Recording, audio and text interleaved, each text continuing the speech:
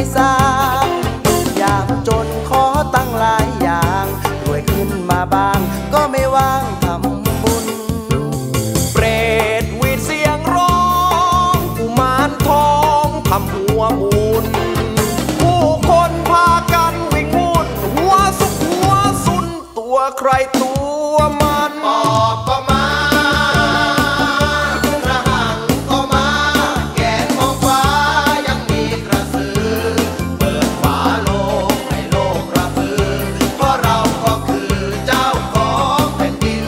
อยู่ป่าช้ามันสุดจะทนชวนกันหลอกคนให้คนหัวลุก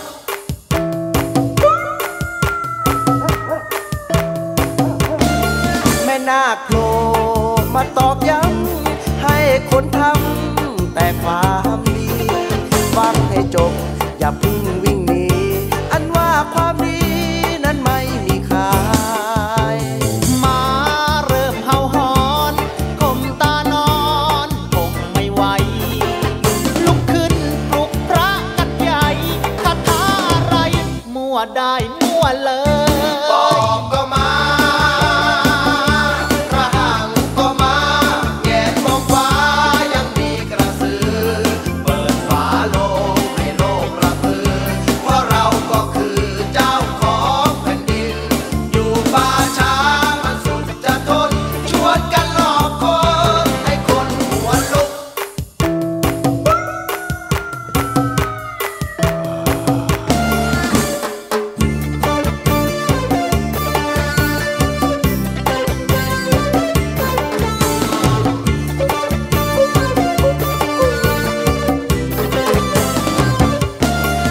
ลูกกรอกหลอกคนที่โกงวิ่งลงโอ่งคงนึกว่าพ้นผีตานีบอกมีหลายคนแอบอยู่บนต้นไม้นั่นไง ไม่ได้หลอกให้ตกใจอยากให้ไปเข้าวัดทำดีไม่ได้หลอกให้ตกใจอยากให้ไปเข้าวัดบ้างสิตัวยังอยู่ยังไม่ตายสร้างเข้าไปเถิดนะความดี ปอบก็มาระหังก็มาแงนมองฟ้ายังมีกระสือเปิดฝาโลกให้โลกระพือเพราะเราก็คือเจ้าของแผ่นดินอยู่ป่าช้ามันสุดจะทนชวนกันหลอกคนให้คนหัวลุก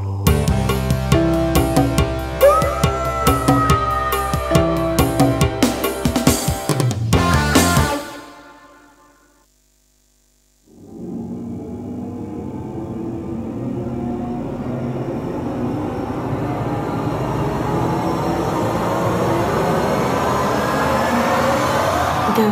Hien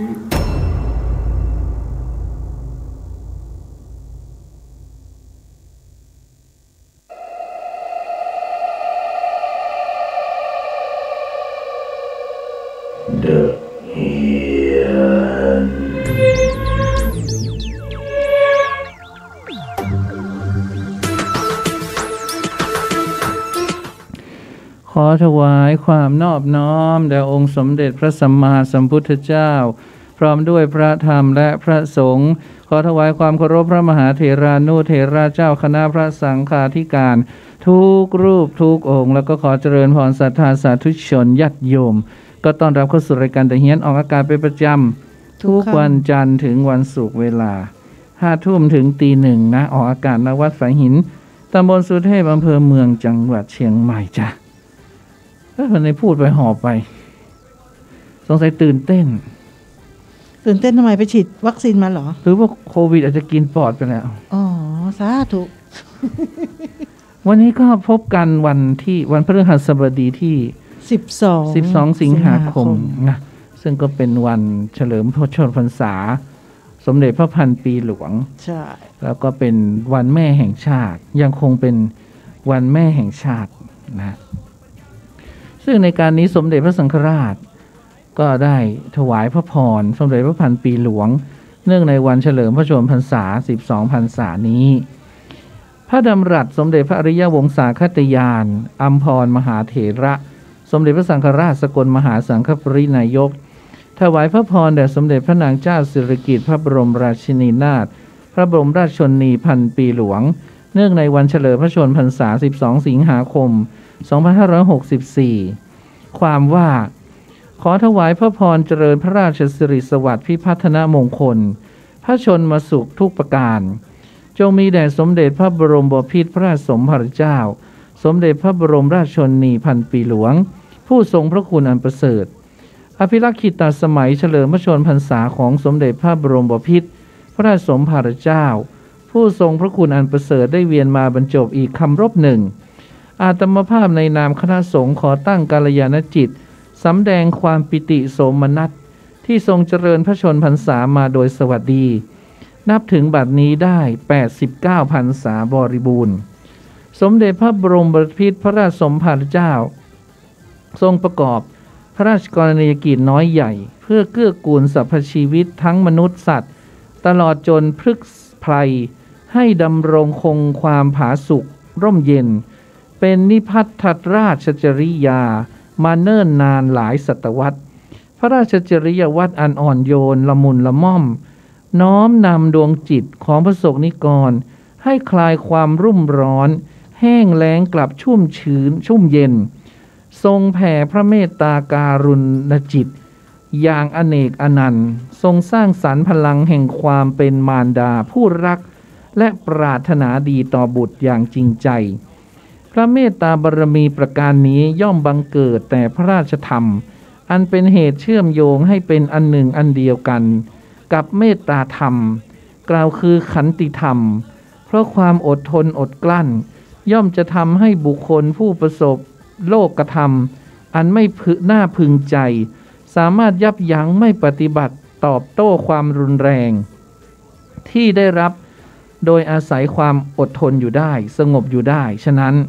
ผู้ถึงพร้อมด้วยเมตตาและขันติทั้งสองประการย่อมเป็นที่รักที่ชอบใจของมหาชนทั่วไปสมดังพุทธศาสนาสุภาษิตที่ว่ามะนาโปโหติขันติโกแปลความว่าผู้มีความอดทนย่อมเป็นที่ชอบใจในทุกสถานอุดมมงคลสมัยเฉลิมพระชนมพรรษาจึงขอประชาราษฎรจงสมัครสมานปรองดองกันสนองพระมหากรุณาธิคุณด้วยการประพฤติตนเสมือนลูกที่ดีเป็นผู้คิดดีพูดดีและทำดีมีความอดทนอดกลั้นและมีไมตรีจิตแผ่เผื่อเอื้อเฟื้อต่อกันอย่างไม่เลือกที่รักผลักที่ชังเพื่อแม่แห่งชาติจักได้ทรงพระเกษมสำราญเบิกบานด้วยพระกำลังอันเข้มแข็งและทรงเบาพระราชหฤทัยว่าลูกไทยของพระองค์ล้วนมีสติสำนึกรู้อยู่ในคุณธรรมพร้อมเป็นกำลังของชาติบ้านเมืองสืบไปขออานุภาพแห่งคุณพระศรีรัตนตรัยและพระราชกุศลธรรมจริยาโปรดอภิบาลรักษาสมเด็จบรมบพิตรพระราชสมภารเจ้าสมเด็จพระบรมราชชนนีพันปีหลวงผู้ทรงพระคุณอันประเสริฐให้ทรงพระเจริญด้วยจตุรพิธพรชัยเสด็จสถิตเป็นกำลังพระราชฤทัยของบาทสมเด็จพระเจ้าอยู่หัวและเป็นมิ่งขวัญของประเทศชาติตราบจิรัติติการเทิน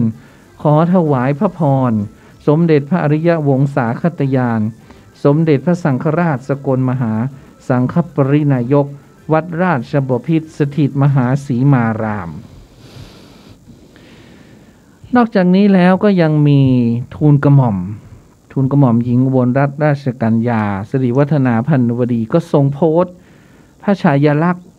สมเด็จพระนางเจ้าสิริกิติ์พระบรมราชชนนีพระบรมราชินีนาถพระบรมราชชนนีพันปีหลวงถวายพระพรด้วยเนื่องในโอกาสวันเฉลิมพระชนมพรรษาของสมเด็จพระนางเจ้าสิริกิติ์พระบรมราชินีนาถพระราชชนนีพันปีหลวง12 สิงหา 64นี้พร้อมทรงถวายพระพรว่านี่ถ้าเป็น IG ของทูลกระหม่อมก็จะเป็นนิชา X เข้าไปติดตามได้ก็ทรงถวายพรว่า ทรงพระเจริญยิ่งยืนนาน12สิงหาคม2564วันเฉลิมพระชนมพรรษาสมเด็จพระนางเจ้าสิริกิติ์พระบรมราชินีนาถพระบรมราชชนนีพันปีหลวงวันแม่แห่งชาติ Happy Mother's Day Happy Birthday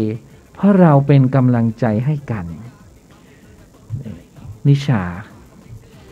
าก็คือทูลกระหม่อมนะนิชานี่ก็เป็นชื่อที่ทรงไปแสดงหนังเรื่องหนึ่งและในหนังเนี่ยชื่อนิชาท่านชื่อนิชาท่านก็เลยเอานิชาเนี่ยมาตั้งเป็นชื่อ IG ท่านนะแล้วก็มีสารถวายพระพรจากอุปทูตรักษาการแทนเอกอัครราชทูตสหรัฐอเมริกาประจำประเทศไทยไมเคิลฮีท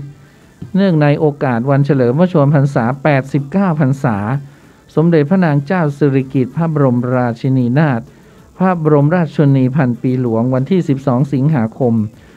2564หน่วยงานรัฐบาลสหรัฐอเมริกาในราชอาณาจักรไทย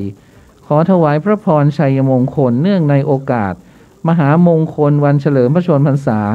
สมเด็จพระนางเจ้าสิริกิติ์พระบรมราชินีนาถพระบรมราชชนนีพันปีหลวงขอพระองค์ทรงมีพระพลานามัยสมบูรณ์แข็งแรงและทรงพระเกษมสำราญยิ่งตลอดหลายทศวรรษที่ผ่านมาพระราชกรณียกิจของพระองค์ได้เสริมสร้าง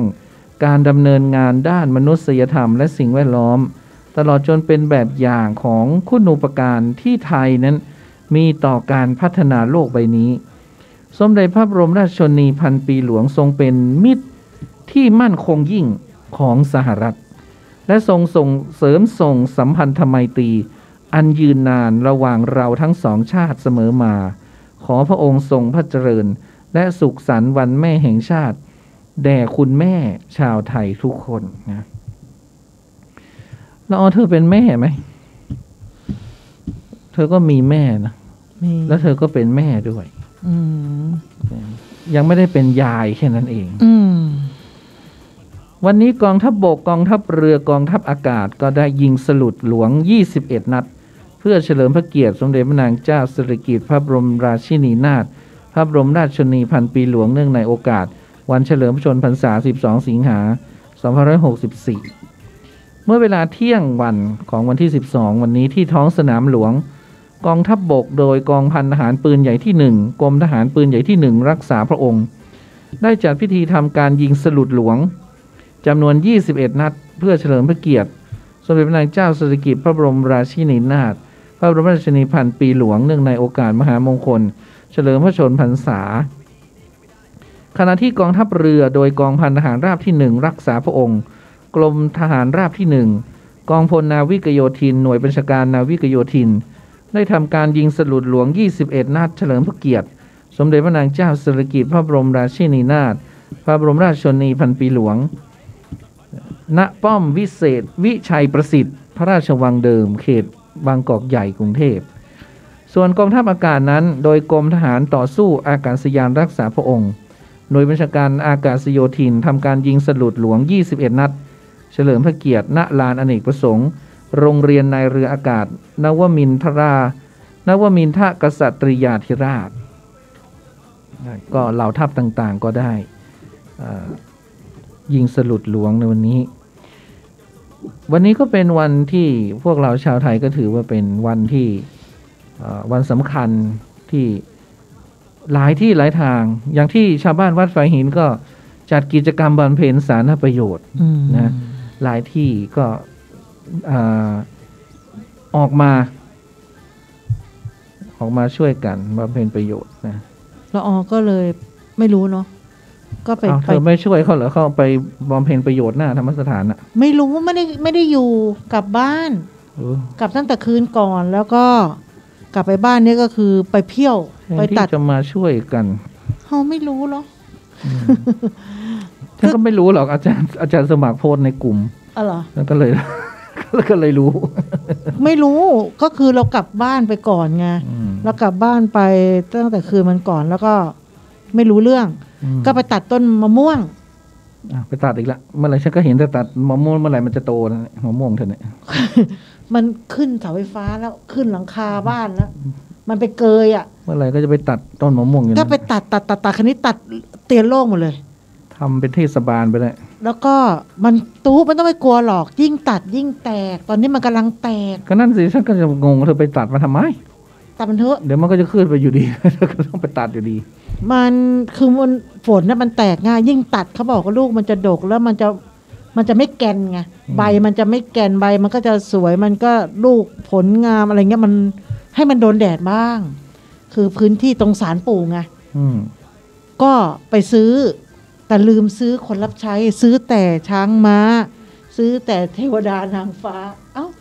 แล้วคนรับใช้ไม่ได้ซื้อก็เลยบอกปู่ว่าเดี๋ยววันหลังซื้อมาใหม่ เธอก็เลยต้องทำเองว่าเธอไม่มีคนรับใช้ ไม่มีคนรับใช้วันนี้ก็เลยต้องปีนต้นไม้เองแล้วอยากรู้อยากถามผู้รู้เนาะพึ่งมาอยู่กับเราเนี่ยตก5 ปีแล้วนะตุ๊ ดี เอ้าเราไม่ได้เขาอยู่ในช่องอ่ะ ดี อยู่ที่ แต่เขามีทิศด้วยนะอยู่ทิศตะวันออกดีอยู่ทิศเหนือดีอะไรเงี้ยต้อง เข้าบ้าน ดูทิศ ไปอยู่ซ้ายมืออะ ทิศทางด้วย เข้าบ้านไปอยู่ซ้ายมือ ไม่รู้เธอต้องไปดูทิศทางของเธอเอง กระตุกก็รู้ในบ้านอ่ะ ไม่รู้เธ แล้ อ วมัน ต้องเอาเข็มทิศไปชี้สิ อยู่ที่ แล้ว ไหน ก็ไป เนี่ย เปิดในเน็ตว่าทิศไหนดีม คือเขาอยู่มา5 ปีเขาเรียกว่าอยู่ที่หลังคา ดีบางคนถูกหวยนะบางคนเพึ่งมาอยู่นี่ถูกหวย แต่เขาก็ไม่ต่อยเรานะตอนแรกเขายังไม่ออกมา ไม่ต่อยฉันก็เคยเพึ่งไปทำในตู้เสื้อผ้าเลยนะ เออ ของฉันนี่นะแล้วก็รำคาญมันเวลาเราจะหยิบเสื้อผ้าไงก็เลยมีวันหนึ่งทนไม่ไหวก็เลยต้องลมควันมันแล้วก็แกะรังมันออกไป นี่เราไม่เห็นไงเพราะเขาเหลือบอยู่ในใต้หลังคา แต่จริงๆอะไรพวกนี้มันจะดีนะอย่างงูเข้าบ้านเขาก็ว่าดีนะ อุ้ย งูเข้าบ้านพึ่งทำรัง ต่อทำรังอะไรเงี้ยนะแต่เราต้องดูไงว่ามัน ถ้าพึ่งดีเนี่ยมันไม่ต่อยเจ้าของบ้าน อย่างที่มันมาทำที่ตู้เสื้อผ้าฉันมันก็ไม่ต่อยฉันนะ ไม่ต่อย แต่เรา ข กลั นาด ว ฉันหยิบเสื้อผ้ามันก็ไม่ต่อยฉันนะ ตอนแรกเขาอยู่เงียบๆแล้ววันเนี้ยเราก็มาตัดต้นไม้ทำเสียงดังโวยวายไง อืม เขาก็เลยออกมาแล้วเราก็อยู่ใต้ข้างล่างเขา อืม เราก็เลยบอกว่า อย่ามาต่อยฉันนะต่างคนต่างอยู่นะ พึ่งตัวน้อยกับเจ้าตัวใหญ่กัน ก็ตัวน้อย ถ้าพึ่งตัวใหญ่เธอไม่เหลือแล้ว ตัวน้อย พึ่งหลวงนะ ตัวน้อย พึ่งหลวงนี่น่ากลัว ใช่ป่ะตัวน้อยใช่ป่ะ นี่พึ่งตัวน้อย เราจะเปิดบ้านก็กลัวว่ามันจะไปกัดคุณชาย อืม เราก็เลยต้องรีบปิด เพราะว่า ก็คือมันถ้ามาตัดคุณชายอ่ะ มันคุณชายมันแพ้ไง ถ้าเธอจะเอาออกเนี่ยเธอก็ต้องรื้อหลังคาบ้าน ใช่ ซึ่งก็ไม่คุ้ม ไม่คุ้ม แล้วเราก็ ไม่คุ้ม คือมันอยู่ใต้เพดานใต้หลังคา มันจะมีนั่นแหละ ที่ คือ นี่มันก็กำจัดได้ก็เขาก็เอาอะไรลมมันอะให้มันสลบอะแต่เราก็ไม่อยากให้ทำมันเนาะ ก็มันก็ดีมันมาอยู่ต่าง เราก็ไม่เห็นรังเขาหรอก เพราะ มัน ว่า มาให้โชคให้ลาบ เขาเข้าไปบินเข้าไปในที่หลังคาน่ะ อยู่ใต้เขาเรียกกันศาสตร์อย่างเงี้ยไอ้อะไรเขาเรียกอะไรเนี่ย เพราะว่าพึ่งนี่พึ่งเนี่ย มันเขาเรียกอะไร ที่ไหนร่มที่ไหนเย็นอ่ะ มันไปอยู่ที่นั่น อ๋อเหรอ เขาว่าอย่างนั้น อ๋อ มันก็เลยไปชอบไปอยู่ตามวัดไง ตามวิหารตามอะไรไม่ อ่ะ ไม่เห็นเหรอ ที่บ้านไม่ใช่วัด แต่นางมาอยู่นี่ตอนแรกก็มีไม่กี่ตัวตอนเนี้ย นับได้แล้วเราอยู่บ้านเนี้ยมา7 ปีเนาะแต่นางมาอยู่เนี่ย5 ปีแล้วประมาณเนี้ย มันก็จะมีมันจะต้องมีทั้งลมใช่ไหม ร้อนไปมันก็อยู่ไม่ได้ไง ร้อนไปมันก็อยู่ไม่ได้ ลมทิศทางลม แสงแดด อาหารน้ำของมันแถวนั้นมันต้องมีใช่ไหมมันงั้นมันจะอยู่ได้ไง มันก็ต้องมีดอกไม้มีอะไรแถวนั้นอ่ะ ที่มันไปเก็บสะสมเกสรได้อย่าง ไม่ เงี้ย ความจริงอ่ะ ถ้าเกิดสมมุติว่าพึ่งนี่เขาไม่ทิ้งรังเหรอตุ๊ก ไม่ไป เอาไม่ไปเหรอย กเว้นว่าเราจะทำลายมันถึงจะไป ถ้าเราไม่ทำอะไรก็ปล่อยเขาก็อยู่อย่างนั้นน่ะเหรอ ใช่มันไม่ไปไหน อีกหน่อยมันก็เต็มหลังคาบ้านเลยเนี่ยไม่แน่นะ ทำไม ไม่แน่นะ แล้ว ไม่แน่นะ ก็เราไม่ได้ไปทำลายเขาเราไม่ได้ไล่เขาอะ บา แล้ว งที เขา เรา อยู่ ก็ดู มา สิน้ำหวานน้ำผึ้งอาจจะย้อยลงมาก็ได้ มันย้อยไม่ได้หรอกเพราะมันมี เขามีอะไรนะเพดานอ่ะ มันฉันเพิ่งดูคลิปใน TikTok นะ ว่า เขาเป็นไอ้คลิปแบบว่าชอบเอาอะไรมาทดสอบอะวิทยาศาสตร์อย่างเงี้ยแล้วเขาก็บอกว่ามีความเชื่อว่าน้ำผึ้งเนี่ยมันสะอาดจริงไหมเขาก็เอาน้ำผึ้งเนี่ยไปละลายแล้วเขาก็เอาส่องกล้องจุลทรรศน์ไม่มีอะไรจริงๆไม่มีจุลินทรีย์ไม่มีแบคทีเรียไม่มีอะไรเลยอะ ของแท้ๆ สะอาดแบบเขาบอกโอ้น้ำผึ้งสะอาดจริงๆแต่บางคนที่ว่าอย่างน้ำแข็งในตู้เย็นใช่ไหมที่เขาว่าเอาขูดมากินอ่ะแล้วเขาว่าห้ามกินอันนั้นสุดยอดเลยเอามาส่องนี่ขยึกขยืยเต็มไปหมดกับแบงค์ระหว่างแบงค์ที่กดมาจาก ATM กับแบงค์จากตลาดสดอะแบคทีเรียต่างกันแบงค์ที่อยู่จาก ATM เนี่ยมีแบคทีเรียน้อยกว่าตลาดแบงค์ที่ตลาดอย่างเงี้ยตลาดนี่มัน100 พ่อพันแม่แล้วฉันก็เลยโอ้พี่น่าน้ำผึ้งนี่เขาเอากอกศพเนาะเขาเอากอกศพเขาเอาเก็บได้เป็นพันปีนะ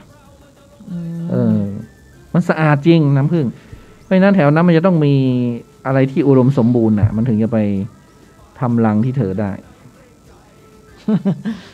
แมวบอกว่าโดนต่อยกลางหัวไม่เห็นมีโชคเลยได้งอกมาก่อนวัยอันสมควรต่อยมันมีโชคที่ไหนต่อไม่มีโชคอันนี้พึ่ง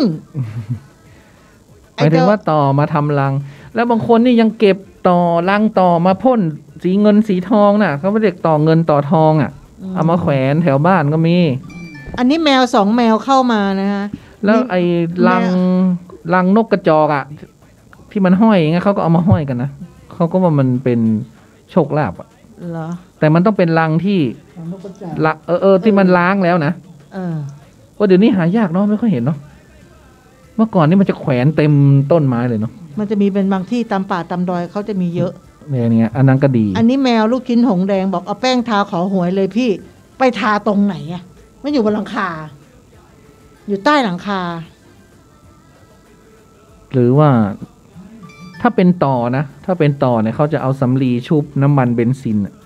แล้วเขาก็เอาอุดรูมันแค่นั้นแหละมันสลบหมดทั้งรังเลยต่อนะเอาความขวัญวันแม่แห่งชาติปีนี้นะก็สมเด็จนางเจ้าพระบรมราชชนนีพันปีหลวงได้พระราชทานคำขวัญวันแม่แห่งชาติประจำปี2564ว่ารักรักแม่ลูกทดแทนรักแท้ที่แม่ให้เร่งภาคเพียรทำดีด้วยหัวใจประกาศคุณแม่ไว้ในแผ่นดินนะแม้ว่าปีนี้ไม่มีภาพที่ว่าเสด็จออกเนาะไม่มีปกติจะมีภาพที่เสด็จออกบำเพ็ญพระราชกุศลส่วนพระองค์อะไรต่างๆท่านก็อายุมากแล้วก็เขาก็ไม่ให้ออกหรอกเพราะว่าสถานการณ์โควิดเนาะมันก็อันตรายไงใช่แล้วคนแก่มันก็คือ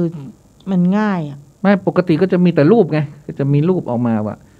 ท่านทำอะไรท่านทำบุญอะทำบุญวันเกิดท่านที่พระตำหนักจิตรลดาละโหฐานของท่าน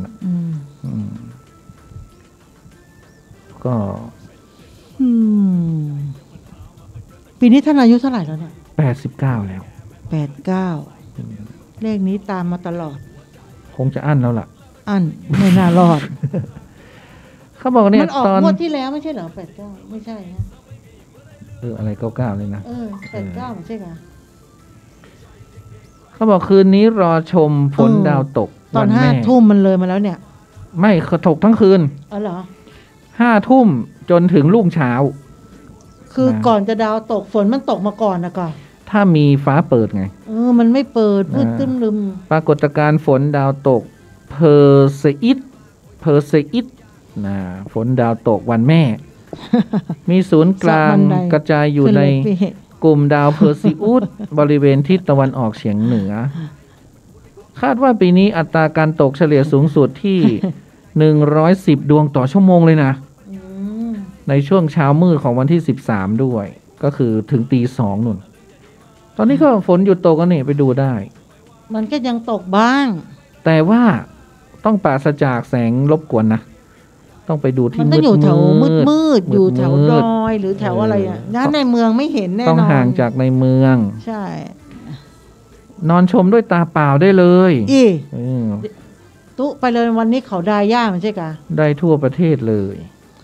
ฮ่าเซาะบันไดให้พี่แป๊วขึ้นเลยพี่วันนี้ต้นไม้พี่ยังต้องขึ้นเองเลย ฝนดาวตกเพอร์ซีอิสเป็นฝนดาวตกที่มีความสว่างเป็นอันดับ2รองจากฝนดาวตกลีโอนิกซึ่งอีเลยลีโอนิกนี่มันตกตอนฉันอยู่ปี 1นั่นเนี่ย อืม ที่เขาไปขอให้โลกสงบสุข ตกมาทีนึงก็ขอให้โลกสงบสุขนี่ไง มันสนุกเลยเนี่ย อันนี้เขาก็จะตก17 กรกฎาคมถึง24 สิงหาของทุกปี มีสีสันสวยงาม เกิดจากเศษฝุ่นละอองของดาวหางสวิฟทัตเทิลเหลือทิ้งไว้ในวงโคจร เมื่อโลกโคจรตัดผ่านเข้าไปในบริเวณที่มีเศษฝุ่นดังกล่าว ก็จะดึงดูดเศษฝุ่นเข้ามาในชั้นบรรยากาศเกิดลุกไหม้เป็นแสงวับแวบวับแวบมับเม็บมับเม็บเป็นฝนดาวตก ถ้าจะให้สวยเนี่ยมันจะต้องใช้กล้องมันจะดูสวยนี่8-9 อันแล้วจ้าเนี่ย มันก็ต้องเป็นกล้องที่ดีด้วย ใช่ กล้องกะโหลกกะลากันดูเนี่ยดูด้วยตาของเราเนี่ยถ้าเราเห็นก็คือเราโชคดี เราก็รีบอธิษฐานแค่นั้นเอง เมื่อก่อนนี่ตื่นเต้นมากไปนอนดูที่700 ปีเนาะนอนนั่งเฝ้ากันโอ้ย เมื่อก่อนนะเขาไม่ใช่ให้อธิษฐานนะมันมาอธิษฐานอะไรกันหลังๆนี่เอง เมื่อก่อนในดาวตกเนี่ยเขาไม่ให้ทักด้วยซ้ำเนาะเขาบอกคนจะมาเกิดเนาะ ใช่ไปทักเขาเดี๋ยวมันจะเข้าตูดหมา อะไรเงี้ยโอ้ยหลังๆฝนโอ้ยดาวตกโอ้ยอธิษฐานว่าซั่นนะ สมัยปู่ย่าตายายเนี่ยอย่าไปทักเพื่อนจะมาเกิด พอฉันจะอธิษฐานบ้าง มันเลยไม่ตกเลยไม่เห็นสักดวงเลย ต้องอธิษ กะ ฐาน จะอธิษฐานสักหน่อย เขาไม่ให้อธิษสมัยก่อนนะห้ามอธิษฐาน เดี๋ยวเขาบอกว่าคนจะเกิดมันจะไปเกิดท้องหมูท้องหมา เห็นแล้วก็เงียบไว้ แล้วไม่ต้องไปยุ่งกับเขาปล่อยเขาสมัยนี้เนี่ยโอ้โหขนกันไปดู สมัยนี้เลยไปเชื่อละสิ่งที่มันแบบว่าต้องอธิษฐานอะ ก็ต้องอธิษฐานไง ไม่อธิษฐานไม่ได้ ทำไมต้องอธิษฐาน ไม่งั้นมันจะแบบ เขาเรียกว่าโลกมันล้ำสมัยไปแล้ว แต่ความคิดเรายังย้อนกลับอดีตอ่ะ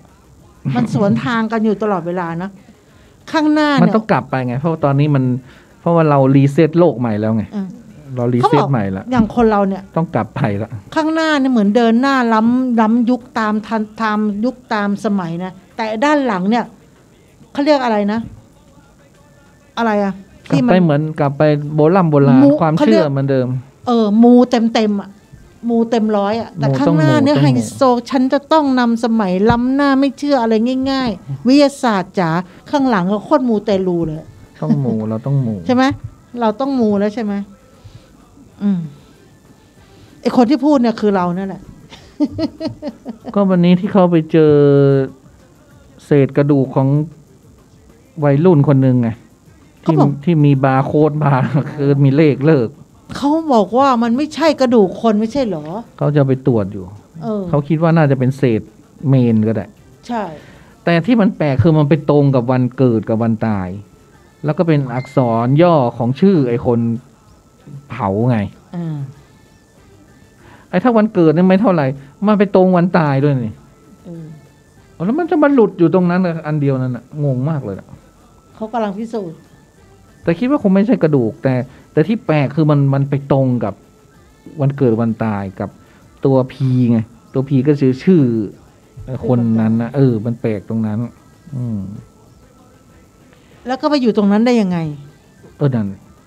ไปอยู่ในเตาเผาเขาก็บอกว่าเตาเผานี่มัน40 ปีแล้วมันอาจจะหลุดก็ได้มันอาจจะเป็นบาร์โค้ดของเศษอะไรในเบรนนั้นก็ได้วันแม่ไประลึกถึงอาวุธของแม่ ตอนเด็กๆใครโดนอะไรบ้าง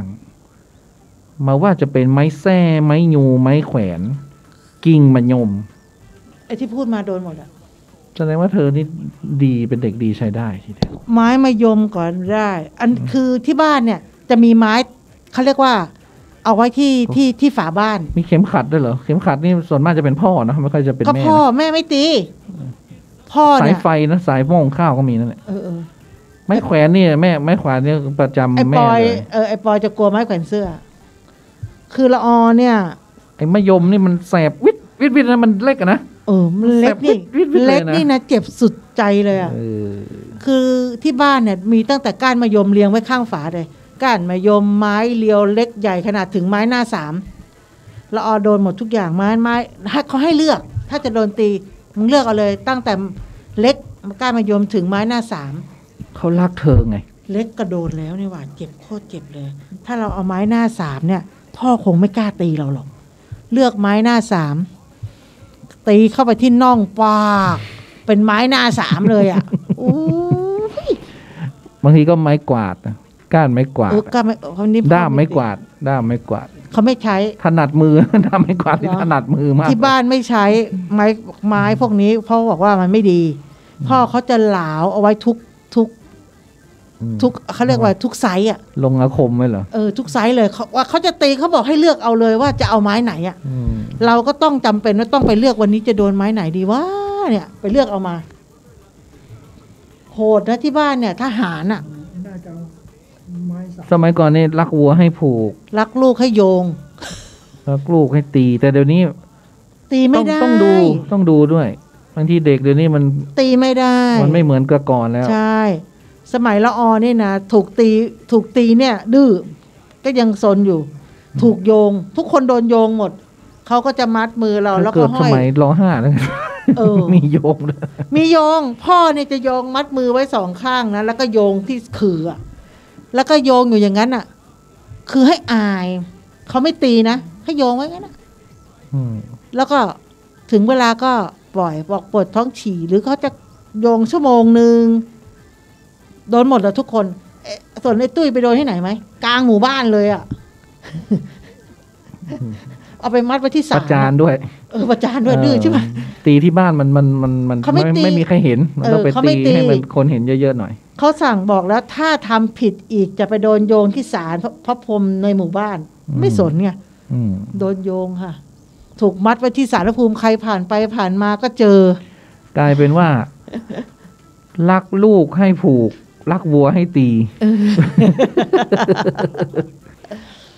ทหารดุพ่อนี่ดุมา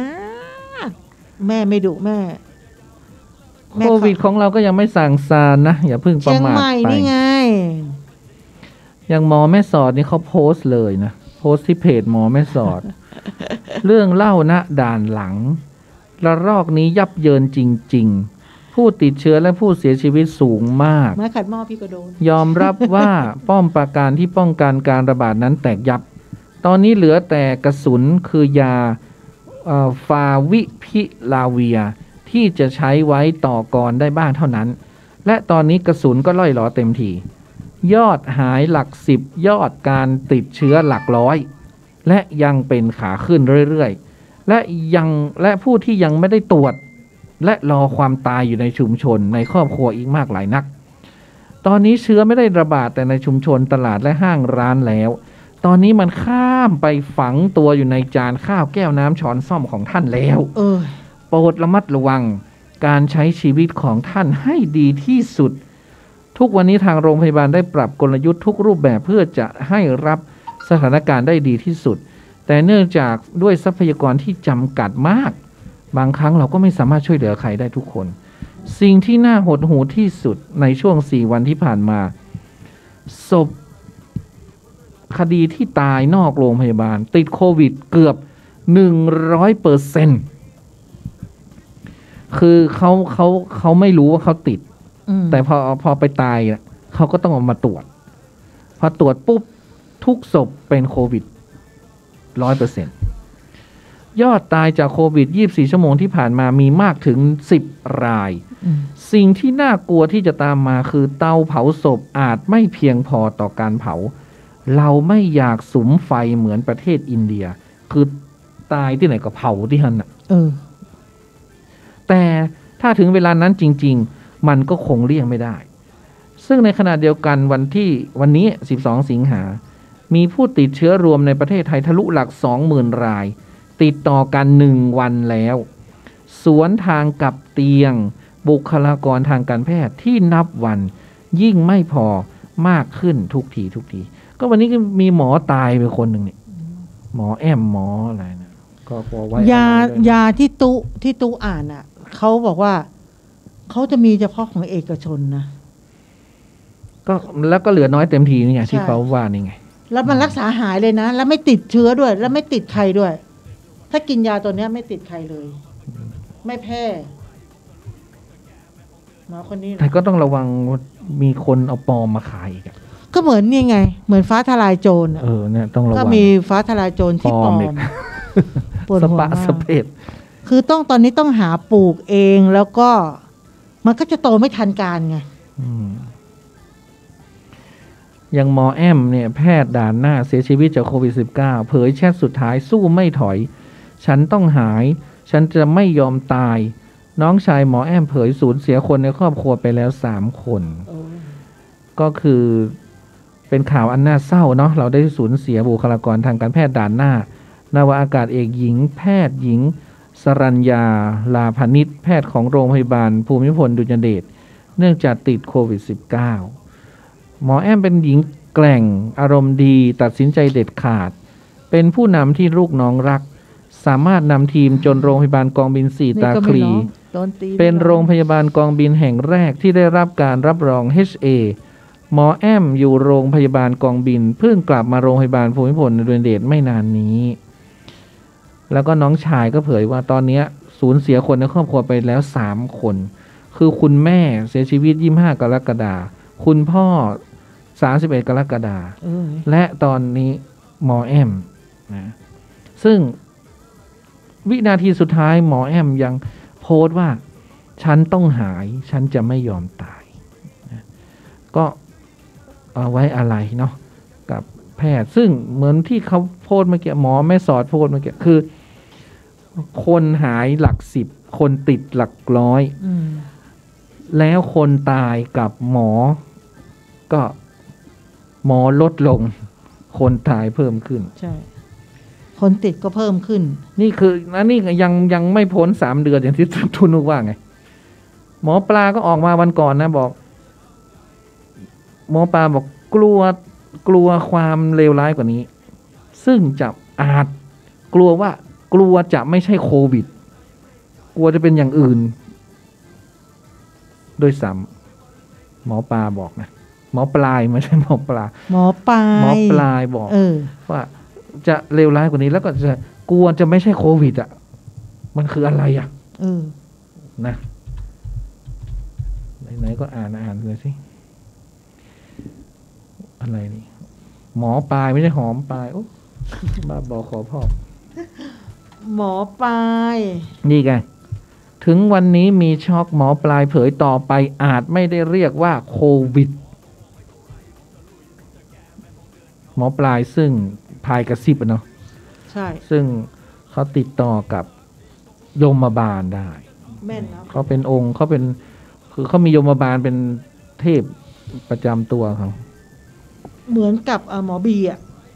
ซึ่งหมอปลายบอกว่าการใช้ชีวิตไม่ได้แย่ไปกว่าเดิมเพราะตอนนี้แย่อยู่แล้วหลังจากนี้คนต้องพึ่งสารเคมีมากขึ้นทั้งยาวัคซีน DNA ของพวกเราก็เริ่มเปลี่ยนแล้วมันก็ส่งผลต่อสมองมากขึ้นโรคนี้จะมาร่วมกับโรคประจำตัวของเราเช่นมะเร็งโรคทางสมองเลือดรักษายากแล้วก็ต้องรอวัคซีนรุ่นต่อไปอีกถามว่าโควิดจะอยู่อีกนานแค่ไหนหมอปลายบอกว่าอีกพักใหญ่แต่เราอาจจะไม่ได้เรียกเขาว่าโควิดอาจจะมีอย่างอื่นอีกก็ได้เมื่อถามถึงสถานการณ์ตอนนี้พีคหรือยังหมอปลายบอกว่ายังไม่ถึงจุดพีคยังมีอะไรที่สุดกว่านี้อีกถึงวันนั้นเราจะช็อกกันเลยว่าเราจะทำกันยังไงดีทางสถานการณ์จะลงมาไหมหมอปลายก็บอกว่าขึ้นอยู่กับการจัดการเพราะประชาชนช่วยกันหมดแล้วเราก็ป้องกันตัวเองเต็มที่จนไม่รู้จะป้องกันยังไงแล้ว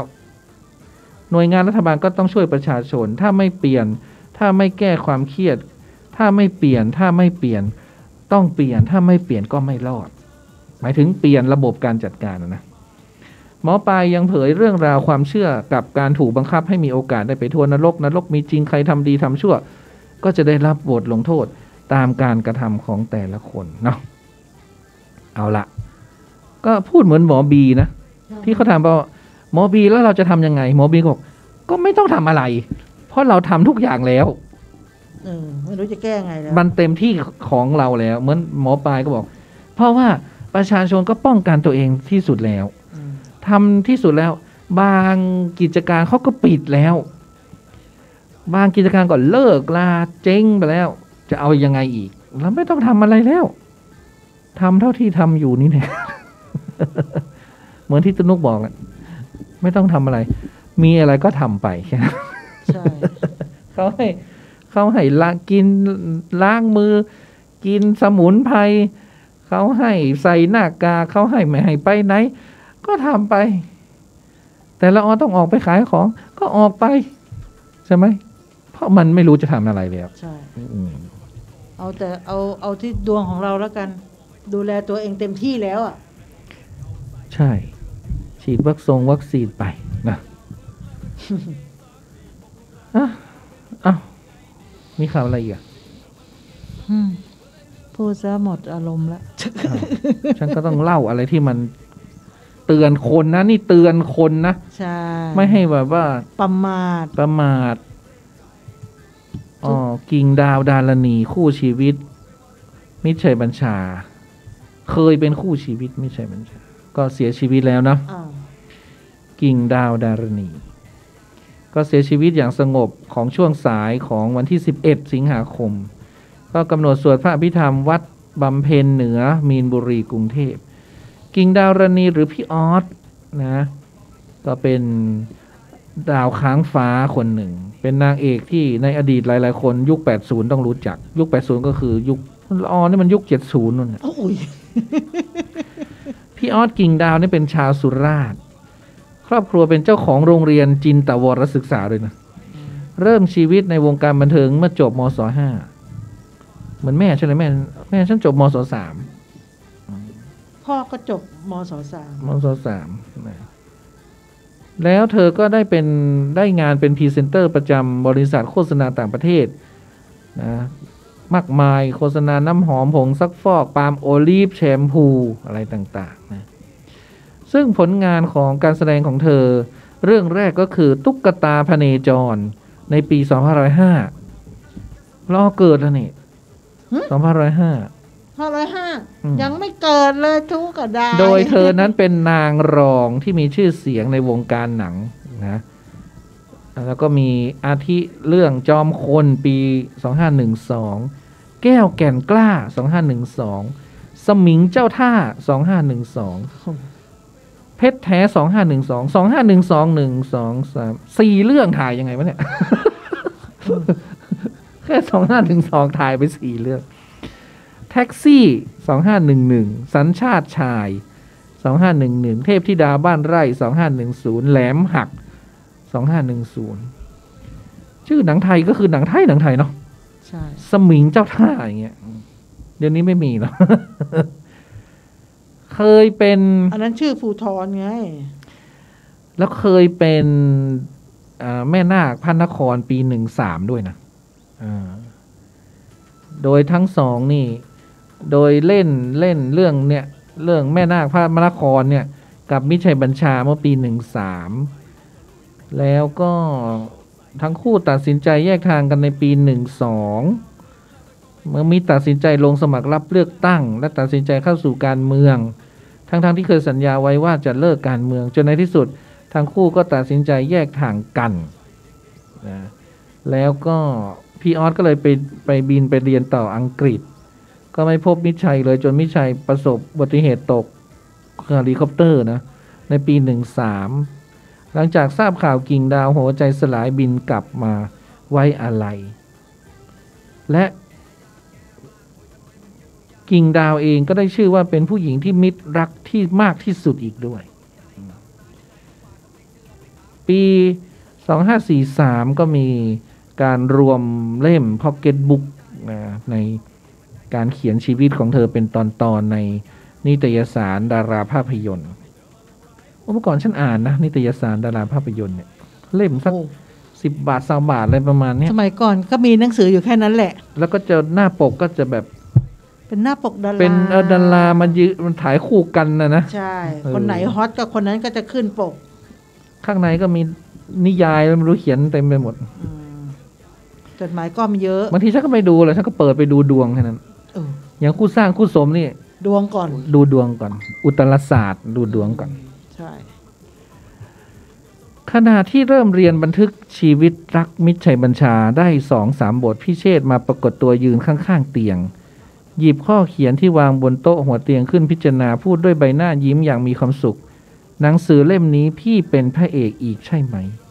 ผู้เขียนพยักหน้าทางน้ำตาเป็นน้ำตาแห่งความปรับปลื้มที่พี่เชษได้รับรู้และยินยอมให้เรื่องราวต่างๆปรากฏสู่สายตาประชาชนเท่ากับเป็นการอนุญาตให้หนังสือเล่มนี้อยู่ภายใต้การจัดทำของคุณมนทิราจูธาพุทธิผู้ซึ่งเคยรู้จักและพบปะกับพี่เชษขณะมีชีวิตอยู่และนี่คือใบอนุญาตที่ไม่ต้องขอจากใครเพราะพี่เชษหรือมิตรชัยบัญชาได้เลือกแล้วว่าใครเป็นผู้เหมาะสมในการสร้างสรรค์และเผยแพร่เรื่องราวที่นับได้ว่าเป็นความลับมาถึง30 ปีคือสมัยก่อนเนี่ยดาราเขาห้ามมีแฟนใช่คือมีก็เปิดตัวไม่ได้ต้องถ้าอยู่สาธารณชนต้องแบบไม่รู้จักกันแล้วแต่ถ้ากลับบ้านไปก็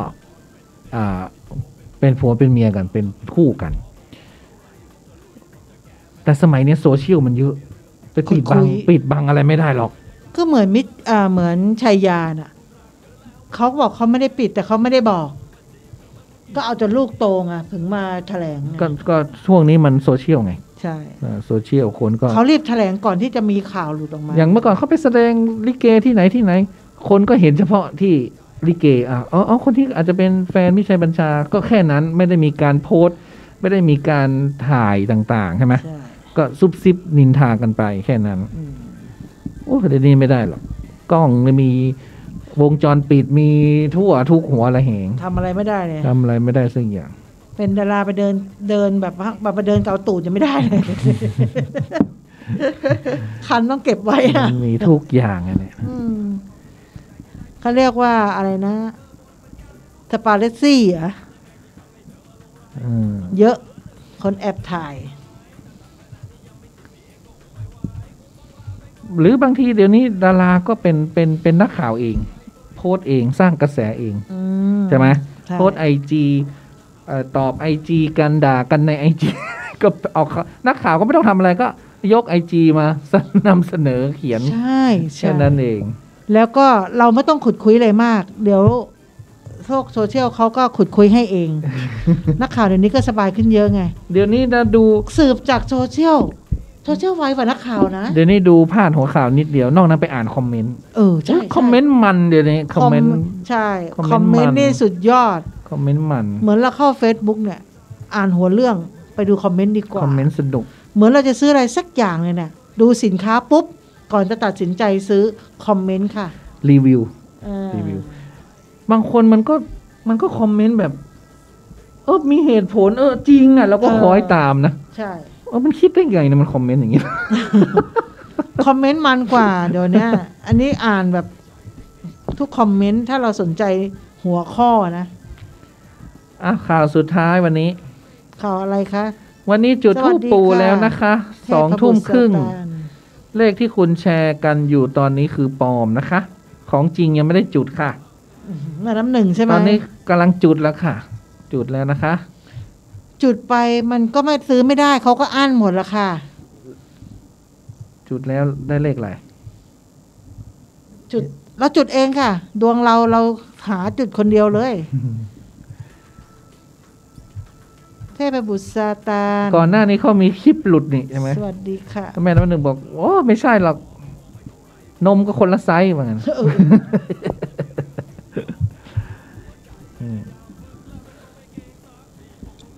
16 สิงหาเป็นวันพระอีกแหละถ้าหวยออกวันพระนี่นะเลขมันแบบแปลกเลขแปลกเลขมันดิ้นเนี่ยเลขมันจะเพี้ยนหน่อยอ้าวหมด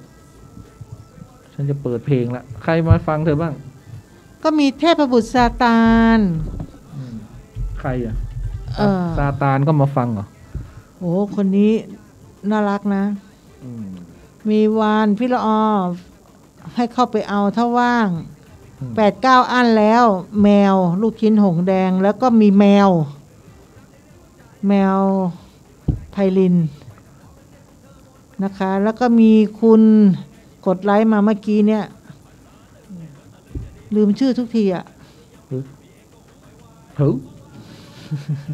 เราเห็นเขากดไลค์แล้วก็ตอนนี้ตุ้นุกก็เลยจริงๆแล้วว่าถ้าวันที่12เนี่ย Facebook มันยังไม่คืนให้เราเนี่ย เราก็จะสมัครใหม่ทีนี้ก็มานั่งคิดไปคิดมาไม่สมัครก็ได้เพราะเรามีเพจอยู่ ก็เพจก็ชื่อพระศรีนรินทร์ ปาโลนะก็ไปกดไลค์ได้แล้วก็ส่งข้อความก็ได้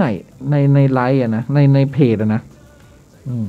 เพราะตอนนี้ตุ้นุกคุมอยู่หลายเพจตัวเองเพจห้องสมุดธรรมวิหารเพจธรรมสถานเพจอะไรกันเพจครูบาไฝหินเพจวัดไฝหินอะไรเต็มไปหมดเยอะไปป่ะเพจเล่นได้เพจก็ไปกดไลค์ได้แล้วก็เล่นเพจก็ดีนะคือคนเนี่ยไม่เขาตั้งใจมาหาเราละไม่อินบ็อกมาแบบเลื่อยเปื่อยอ่ะบางคนแบบนมัสการเจ้าค่ะทำอะไรอยู่เจ้าค่ะอยู่วัดไหนเจ้าค่ะอะไรเงี้ยคือไร้สาระขี้เกียจตอบนะ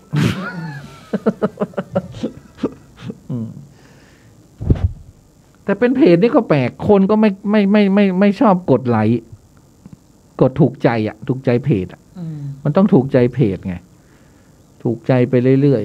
ๆแล้วเมื่อวานก็เลยเพจมันต้องกดไลค์กดติดตามเปล่าตอนแรกก็ว่าจะซื้อมือถือใหม่อีกเครื่องหนึ่งเพราะอีกเครื่องเก่านะกระจกแบตพองกระจกนี่บานออกอย่างนี้นึกว่าเกือบระเบิดใส่หน้าฉันแล้วก็เลยว่าอาจจะซื้อใหม่ปรากฏว่ามารู้อีกทีหนึ่งมันสามารถโคลนนิ่งแอปได้เครื่องนึงเนี่ยใช้แอปได้2 อันเนี่ยFacebook ได้2 อัน Twitter ได้2 อัน LINE 2 อัน Instagram 2 อันน่ะ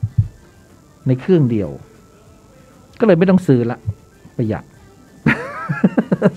ใช้เครื่องเดียวเลิศเลยไหมเครื่องเดียวแต่2แอปเหมือนมี2เครื่องใช่อันนี้เฟซส่วนตัวอันนี้เฟซทางการอย่างงี้แต่อยู่ในเครื่องเดียวกันฉันเมื่อก่อนนี้ฉันแยกไงส่วนตัวเนี่ยเอาไว้เครื่องเก่าไอ้ทางการเอาไว้เครื่องหนึ่งอย่างงี้อันนี้ได้2เครื่องได้2เครื่องแล้วก็เราก็จะถ่ายทอดเวลาสวดมนต์วันอาทิตย์เงี้ยแล้วก็ถ่ายเครื่องเดียวไม่ต้องตั้งหลายเครื่องมันเป็นอย่างนี้เพิ่งรู้ไงอันนี้รุ่นไหนนะเพิ่งรู้นี่ Apple ไม่ใช่หรอ Oppo อะไรหัวเว่ยหัวเว่ยเนี่ยหัวเว่ยธรรมดานี่นะก็เลยว่าไม่สมัครเฟซใหม่ก็ได้ถ้าอารมณ์ดีก็อาจจะสมัครแต่เพราะว่าแล้วก็ตอนนี้ก็เล่นเพจไปเรื่อยๆก่อนกุ๊กนุกนิกกิ๊กทั่วไทย เอาชื่อเฟซสมัยเป็นคารวาสนุกนิกกิ๊กทั่วไทยเพราะว่าอะไรรู้ไหมพอสมัครปุ๊บฉันก็เอารูปพระเดิมลงมันก็จำได้ไงมันจำหน้ามันก็จำได้อีนี่กูบอกแล้วยังมาสมัครใหม่อีกมันฉลาดนะไม่เข้าใจว่าพระโพสต์เรื่องธรรมะมึงบล็อกทีไอ้เฟซที่มันมีแต่ลามกจกกระเปดมันไม่บล็อกงงเหมือนกันนะงงอ่านข่าวมานี่ฝ่าจะเจอข่าวได้นะเห็นภาพ2 อันนอกนั้นท่ายุกยักยึกยักเต็มไปหมดเขาทำอะไรกันเนาะเขาเล่นไพ่กัน จับไก่ตีหม้ออะไรก็ไม่รู้ตีไก่ตีกันน่ะมีแต่คนตีกันน่ะไม่บล็อกพอจะมาอ่านข่าวได้นะโอ้โหต้องผ่านประสบการณ์ผ่านเลื่อนแทบไม่ทันเลยอ่ะแต่ของฉันเนี่ยมันฉันรู้ละคือมันเคยบล็อกแล้วเราทำอะไรซ้ำๆเดิมๆน่ะเราบอกว่าเราอยู่วัดฝายหินเราบอกว่าเราเกิดวันนี้ เราเอารูปที่เคยโพสต์แล้วมาโพสต์อีกเนี่ย มันจำได้หมดเลย มันบันทึกพฤติกรรมเราไปหมดแล้วไง แล้วมันก็จะบล็อกอยู่นั่นน่ะ ก็กลายเป็นว่าบุคคลนี่เป็นบุคคลที่ โดนบล็อก อันตรายอ่ะเป็นบุคคลแบบทำผิดมาแล้วอะไรเงี้ยต้องเปลี่ยนวันเกิด ชื่อปลอมอะไรอย่างเงี้ยซึ่งเราไม่อยากทำไงเหมือนมุสาใช่ไหมเราก็เป็นแบบอย่างแต่พระหลายรูปเนี่ยท่านก็ไม่ได้ใช้ชื่อตัวเองท่านก็ใช้ชื่อวัดไงแต่เราไปใช้ชื่อวัดก็ไม่ได้เพราะเราไม่ใช่เจ้าอาวาสอยู่เราไม่ใช่ชื่อวัดไฝหินนะจ้าอย่างเงี้ยมันไม่ได้ไง มันไม่ได้ใช่ไหมเพราะวัดไฝหินไม่ใช่ของเราไงอย่างเงี้ยก็บอกเป็นภาษาอังกฤษไปชื่อภาษาอังกฤษชื่อเล่นเหมือนมีพระที่เรารู้จักเขาไม่ใช้ชื่อจริงนะหลายรูปนะ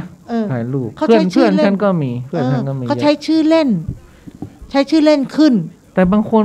คนเราเห็นแล้วก็มันเปิงกับเขาอ่ะแต่เรามาเขียนอย่างนั้นมันไม่เปิงกับเราอย่างเช่นทำดีด้วยหัวใจอะไรเงี้ยมันไม่ใช่ฉันน่ะนี่ก็ไม่เอา รักเขาแล้วเราอย่าแคร์ไม่เอาฉันทำไม่ลงแล้วจะขึ้นหัวมาทำไมรักเขาแล้วเราอย่าแคร์ฉันจะเป็นพระศรีนรินทร์นะปาโลเหมือนเดิมเขาก็งงไงไปฟังเพลงนะมาฟังเราสองคนเลยไร้สาระฟังเพลงเถอะคอฟเวอร์ค่ะคอฟเวอร์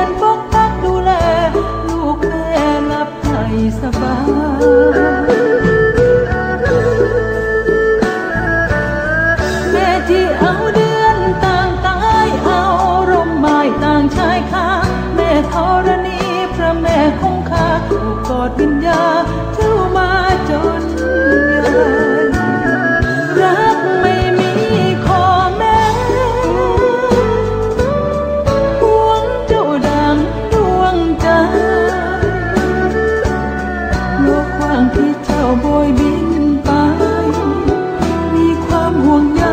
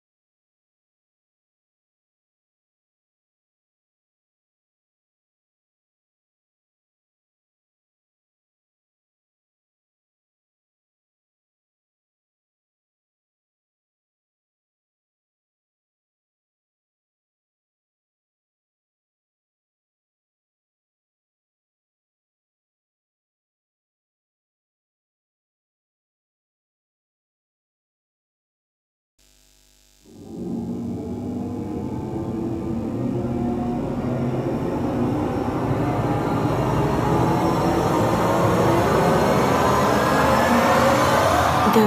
เฮียนไข่เข้าช่วยในการทำนายโดยผู้ทำพิธีจะเอาข้าวเหนียวปั้นเป็นก้อนกลม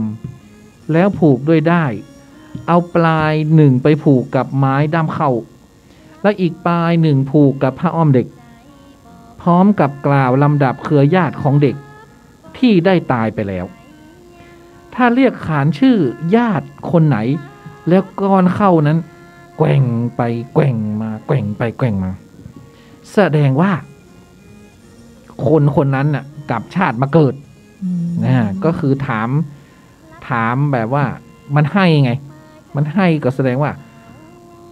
เขาก็อยากรู้เนาะว่าใครมาเกิดอุ้ยดีกะอุ้ยดำกะป้าละออกะอะไรก็ว่าไปก็ถามชื่อไปเรื่อยๆถ้าคนไหนเข้าปั้นนั้นแกว่งก็ถือว่าเป็นวิญญาณคนนั้นเมื่อรู้ว่ามีแสดงว่ามี คนคนนั้นมาเกิดเนี่ยชาวล้านนาเชื่อว่าถ้าได้ทำพิธีนี้แล้วเนี่ยเด็กทารกนั้นก็จะกลายเป็นคนเลี้ยงง่ายมางองแงก็ปั้นใหญ่ปั้นสูงโตวันโตคืนนะเขาเรียกแกว่งเข้าถามผีพิธีนี้เป็นการถามผีว่าทำพิษไอ้หยังประการใดต่างๆทำให้ผีมาพอใจไอ้หยังเพื่อต้องการให้ผีบอกว่าแล้วจะเฮ้ยยังไอ้หยังต่อไปนะเพราะบางทีเนี่ยเขาก็มีความเชื่อว่าเวลาเด็กมันร้องไห้อะไรต่างๆเนาะมันอาจจะเห็นผีก็ได้หรือผีมันรบกวนมันผีมาเคี่ยวมันอยู่นั่นมันไม่ได้รับไม่ได้นอนอันนี้ก็เป็นความเชื่ออันหนึ่งโดยการเอาข้าวสารใส่ในกระด้งหาดอกไม้ธูปเทียนกล้วยอ้อยอาหารใส่ในกระด้งและที่ขาดไม่ได้ก็คือก้อนข้าวเหนียวที่ปั้นไว้กับไม้แกว่งเมื่อเตรียมทุกอย่างพร้อมแม่ครูก็จะถามผียกไม้แกว่งขึ้นแล้วก็ถามว่าบุคคลนี้ที่ไปทำผิดสิ่งใดมาถึงทำให้ผีไม่พอใจนะเช่นไปตัดต้นมะม่วงอย่างเธอวันเนี้ยผีอาจจะไม่พอใจหรือไปฉี่รถไปเรื่อยรถจอมปลวกรถอะไรไปเรื่อยที่อยู่อาศัยไม่ได้สุมาสุมอกก่อนฉี่ไม่ได้สุมาเจ้าตีเจ้าตา เป็นความผิดผีไม่พอใจนะแล้วจะต้องการให้ขอขมาด้วยสิ่งใดถ้าหากใช่หรือไม่ใช่ก็ขอให้ก้อนข้าวแกว่งเหมือนกันเขาก็จะถามเด็กคนนี้ไปทำอะไรมาบดีหรือว่าพ่อแม่มันเป็นอย่างบดีกันลูกถึงมาเคียวลูกไงถึงมาแกล้งเด็กทารกอย่างเงี้ยให้ร้องไห้นะความเชื่อต่อไปก็คือจกคอละอ่อนการจกคอละอ่อนก็คือการที่แม่ช่างก็คือแม่หมอตำแยนี่เนาะหมอตำแยเนี่ยแม่สร้างหรือแม่ช่างจกคอละอ่อนจกคอคือเด็กๆเขาจะมีเขาเรียกว่าเป็นหมอชาวบ้านเขาถ้าเกิดเด็กร้องเด็กขี้ให้เด็กกินนมไม่ได้เขาเรียกว่าขวาดคอก็นั่นกะจกคอนั่นกะขวาดคอคนไทยคือคนเมืองจกแต่ว่าคนไทยเขาเรียกขวาดคอเขาจะเอาสมุนไพรมียาขมยาเขียวต้องให้แม่หมอตำแยจกนะแล้วก็ต้องมีเกลือให้มันออกเค็มๆหน่อยแล้วก็ขวาดไปในคอเขาก็บอกว่าขวาดทั้งละเขาจะเรียกละเป็นเม็ดเนี่ยให้มันแตกขวาดไปปุ๊บเด็กจะหายเจ็บไข้ได้ป่วยเด็กจะกินข้าวกินนมกินน้ำได้แล้วจะไม่โยเยไอ้ปอยโดนจกมาแล้วใช่ไหมไม่หลอด โดนทุกอย่างแกะละโดยการใช้เข็มเข้าไปดุ๊กทุกความเชื่อเลยเหรอไอ้ปอยเนี่ยโดนหมดอะโดนหมดปันใหญ่ปันสูงคือถ้าคนเมืองมันใหญ่อย่างเดียวมันไม่สูงมันก็สูงมันใหญ่ก็คือจากที่มัน2 กิโลครึ่งกินอะไรไม่ได้เลยพอไปจกคอภายใน1 เดือนนะจกออกมากินข้าวล้ำข้าวดีไปกระตุ้นต่อมรับรสของมันแล้วคือคอเนี่ยเขาจะเป็นเขาเรียกว่าร้อนในอ่ะเนาะเด็กคอมันจะแดงแล้วก็เป็นเม็ดอะไรไม่รู้เต็มเลยกระพุ้งแก้มตามคอเขาจะไอจะอ้วกจะเป็นหวัดเป็นนู่นนี่นั่น แต่พอไปจกคอปุ๊บหายแซบเนอะ จริงนะ อ่า อันนี้เขาก็ให้แม่หมอตำแยเนี่ยเวลาหมอเขาทำคลอดเสร็จเนี่ยเขาก็จะใช้นิ้วเนี่ยล้วงเข้าไปในลำคอของเด็กทารกแรกเกิด เพื่อล้วงเอาเสลด ออก เลือดที่มันค้างในลำคอเนี่ย อ่า ถ้าไม่ทำเช่นนั้นเนี่ยเมื่อโตขึ้นเด็กคนนั้นจะป่วยเป็นโรคหอบหืด อ่า แต่เดี๋ยวนี้หมอเอาที่สูบเนาะ ที่ดู หมอเอานิ้วเหรอ ม หมอน่ะสุกเข้าไปเนี่ยบีบเข้าบีบออกนะ เขาก็ปิ๊บปิ๊บปิ๊บปิ๊บปิ๊บไอ้อย่างกับหูจกจักจกจักก่อนดูดเข้าดูดออกกันเอาเร็วมากเลยนะ แล้วตีก้นเด็กให้มันร้องจริงไหม เขาตีให้ร้อง เขาตีเบาๆมั้ง เบา เขาไม่ได้ตีกระตุ้นเฉย ๆ ๆ ตี ไม่ กระตุ้นเลือด ไม่ตีเพี้ยอย่างเงี้ย เอาหัวห้อยลงแล้วก็ตีตบก้นตบอะไรคือเขาก็ กระตุ้นมัน กระตุ้น กระตุ้น เด็กให้มัน มัน แหกปากไงพอมันร้องเลือดมันก็ฉูบฉีดไง เพราะว่าคนมันก็เหมือนอะไรอ่ะเหมือนวัวเหมือนควายเกิดเคยเห็นไหมเขาก็ไปนวดมันนะใช่ไหมไปนวดให้มันฟื้นอ่ะให้มันยืนให้ได้ ใช่แต่ถ้าเด็กไม่ร้องเนี่ย หรือกระตุ้นแล้วเด็กร้องแล้ว แต่ตัวเขียวเนี่ยเขาก็ต้อง ใช่ เขาต้องมาดูมันก็เขาจะเข้าห้องอบหรือให้ออกซิเจนเด็ก มันมีผิดปกติว่างั้นนะ ใช่ไอ้ปอยนี่เขามาถามเลยทั้งตบทั้งตีทั้งอะไรแล้ว ตัวมันยังเขียว อืม เขาเห็นเราแล้วไงเขาเลยถามว่าคุณแม่คะคุณพ่อเขาดำไหมคะอ๋อก็ไม่ใช่ขาวอะค่ะอ๋องั้นก็โล่งใจ เรียกว่าเด็กตัวเกิดมาตัวดำ มันเขียว เขียวเหมือนแม่มันไง ก็เห็นแม่แล้วเขาจะถามทำไมอ่ะ คือเขาก็เลยรู้ว่าเด็กอันเนี้ยปกติใช่ไหมไม่ต้องไปเข้าอบหรือให้ออกซิเจนช่วยคือตีแล้วเด็กมันร้องแล้วมันเขียวไง ก็โอเค ก็เขาก็ถามแล้วว่าพ่อผิวพรรณยังไงเนี่ยแม่ผิวพรรณแบบไหน ถ้าเด็กเขาบอกพ่อขาวปุ๊บเนี่ย เอาละผิดปกติแล้วเขาจะเอาเด็กเข้าห้องตู้อบเลย ความเชื่อต่อไปคือน้ำนมนะน้ำนมเนี่ยเราก็เชื่อว่า ก็ลูกเล็กๆหนู เลือดในอกผสมกันเป็นน้ำนมให้ลูกดื่มกินนะเนาะนอกจากจะเอาดื่มกินแล้วนี่นะเขาบอกว่าถ้าเอาน้ำนมของคนมาทาที่ศีรษะของเด็กทารกที่มีผมบาง จะทำให้ผมนั้นดกดำหนา ถ้าเอาน้ำนมไปหยอดตาคนตาแดงก็หาย ถ้าเอาน้ำนมมนุษย์ผสมดินปืนทำบอกไฟดอก เชื่อว่าจุดแล้วจะไม่ค่อยมีควันแล้วจะแตกออกเป็นสวยงามสว่างไสว เคยรู้แต่เอาน้ำนมมาหยอดตา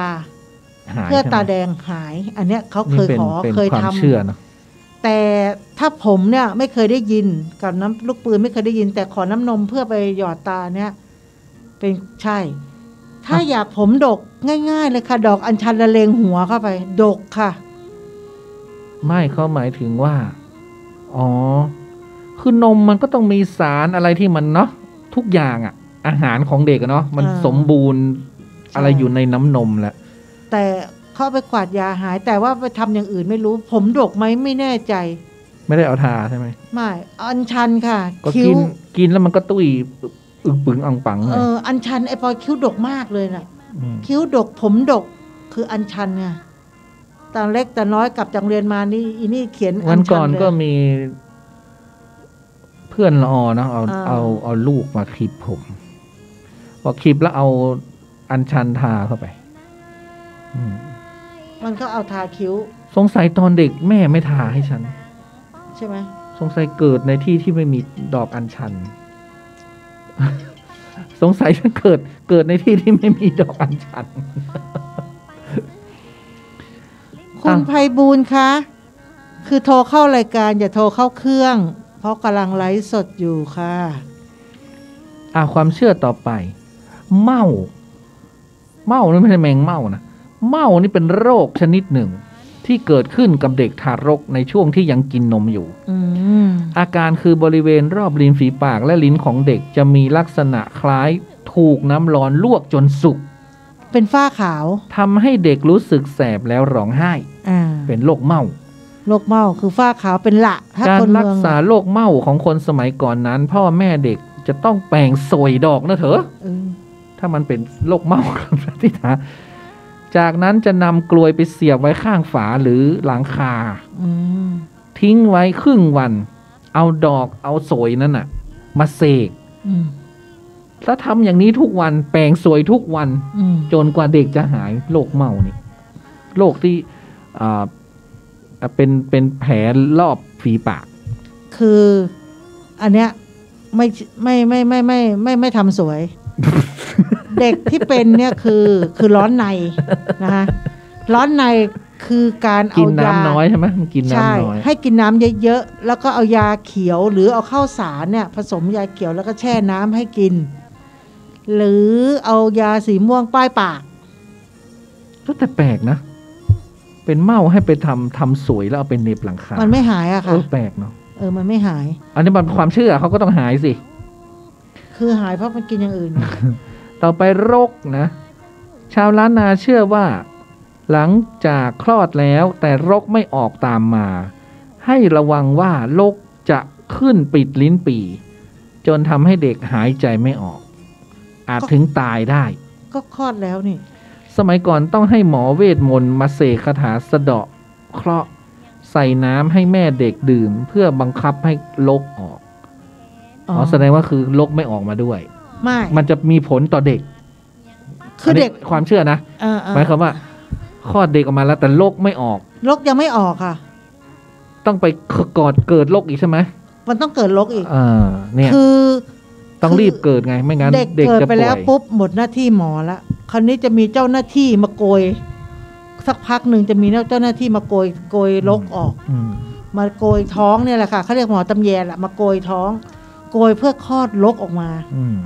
ไอ้เราเขาก็บอกว่าอยู่นิ่งๆไม่งั้นรกมันจะสวนขึ้น รกใช่ มันจะเป็นดันลิ้นปี่นี่ ใช่มันจะเป็นเราจะแย่แม่จะตายไม่ใช่ลูกตายเพราะลูกมันออกไปแล้ว แต่อีแม่จะตายถ้ารกมันตีขึ้น นี่ไงสมัยก่อนเมื่อนำรกออกมาเลยเนี่ยเอารกไปฝัง แล้วเข็มให้ใช้เข็มเนี่ยแทงไปที่ห่อรกแทง